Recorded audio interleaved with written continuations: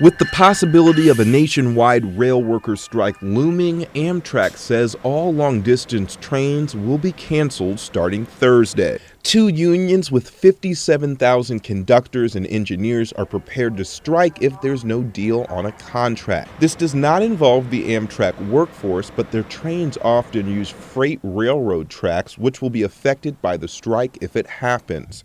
Earlier this week, Bill White came to Union Station in downtown Portland to catch his train to Wisconsin, but got some bad news. I get in there and the lady says, "What train you taking?" And I said, she says, "That's been canceled."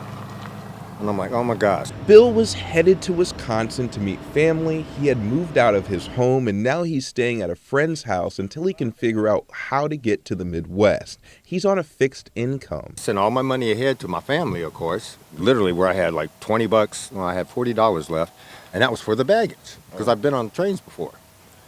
And I'm like, if I didn't have my friends from Revolution Church, I'd be homeless right now. The Washington State Department of Transportation warned people about the service adjustments on its website.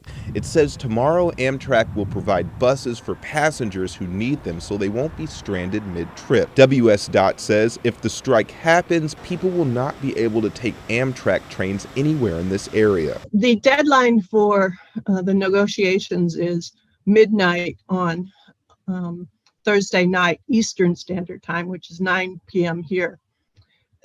So once that decision is made, no further trains will be operating beyond that point. White says he knew nothing about the cancellation of his train, and this has been a logistical nightmare for he and his family.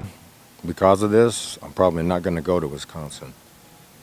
It's just, logistics and everything. And when you put all your time and effort into something, and you're on a set income, you don't have many choices.